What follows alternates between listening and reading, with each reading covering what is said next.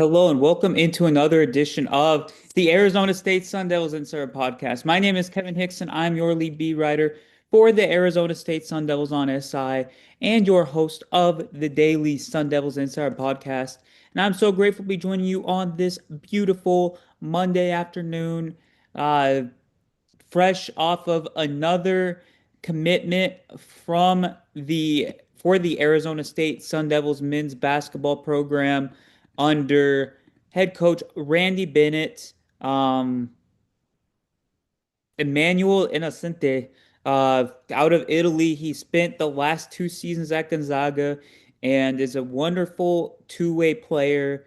Uh, little inconsistent jump shot wise, but a great defender, very switchable, has a 6'9" wingspan to match his 6'5" frame, and uh, just a great fit for what Coach Bennett is going to almost certainly want to install in his first season as the head coach of the Sun Devils.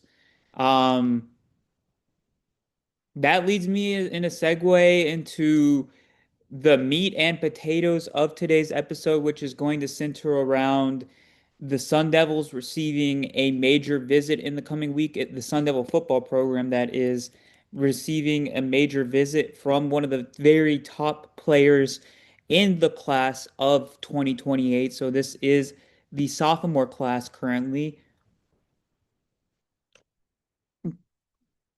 There's obviously still a ways to go until that class officially has a signing day. Actually, as a matter of fact, it's about a year and a half away. So it's very, very early in that process. But the fact that Arizona State has is going to receive a visit from Ramane Edwards, that is absolutely massive. I cannot state how big that is, both in the short term and the long term. So Edwards coincidentally is out of Texas. He is the number three prospect in the class of 2028 at the moment, number 15 in the 24/7 composite rankings. Uh, the best offensive tackle in the class as of right now, and for good reason. He's already 6'4" and a half and 310 pounds. He has offers and significant interest from competitors such as Arizona, Baylor, Florida State, Houston, Texas Tech, Texas A&M, Texas, Ole Miss, uh, Kansas State, that Nebraska. There are so many schools that are high profile that are interested in him.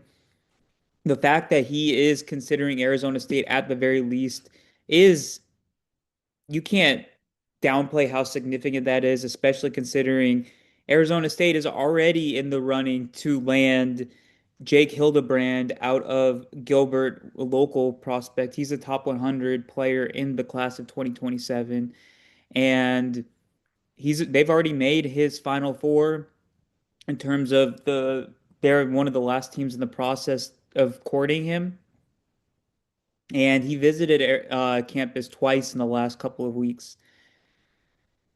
So to me, this is a clear pattern that is building up gradually for Saga Tuatele and the Arizona State coaching staff. I think Tuatele in particular is one of those coaches that's really uh, using the success that he has built over the last couple of seasons, the track record that he's built to his advantage, along with a Hines Ward, a Sean Aguano, Brian Carrington. Uh, there are so many great coaches on Arizona State staff, but Tuatele has done an absolutely incredible job. And I think that players such as Edwards and Hildebrand are recognizing that they see the work that was done with Max Ahinashore, who is now potentially a first round draft pick in the NFL drafts next week. That's how far he's come in the last two seasons. You look at Josh Atkins, who did transfer to Missouri, but he was playing above his means at Arizona State.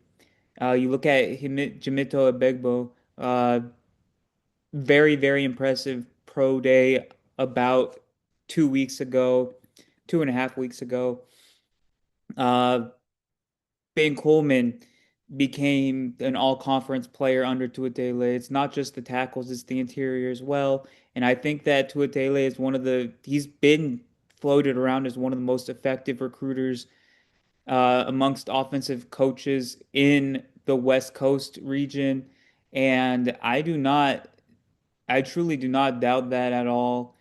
Um, I think that Tua Taylor, based off of the interactions I've had with him, he's a very down to earth guy. He's a very guy that's very easy to connect with.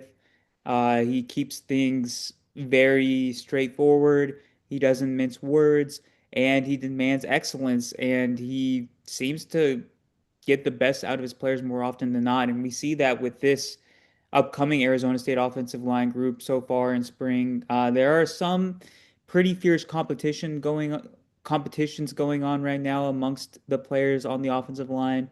Charmaine Mitchell is possibly the most consequential player on this year's offensive line.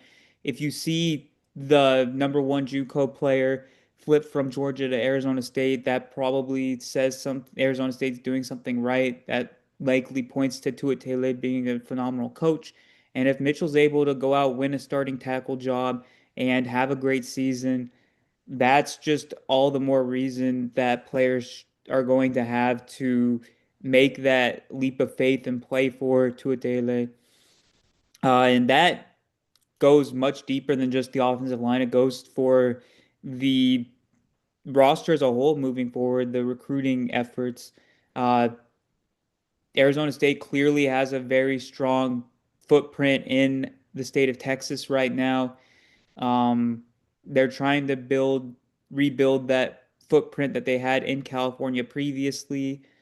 They are even going to states such as Ohio for Landon Myrie, Florida, Georgia. They're going to a lot of the heavy hitting states and succeeding in many ways. And I think that this process is telling us that they are there's nowhere that they can't go and put a dent in at this point, but especially Texas. I think that's very, very safe to say at this point that they are not going to get pushed out of Texas. They are right there for some of the top players in the state, some of the more underrated players in the state too. They can go out and defeat a Houston, a Baylor, a TCU, maybe not a Texas as much right now, but they are building up excuse me, they are certainly building themselves up to be at that level in the next couple of years. I think Weston Nielsen signing with Arizona State 2 full years before he officially signs is a very, very good sign. Um, wait, no, it was a year and change, my bad. Um, I think that's a very, very good sign that Arizona State is here to stay in Texas. I think that that's another sign that Arizona State has the attention of 4-star recruits, of even 5-star recruits.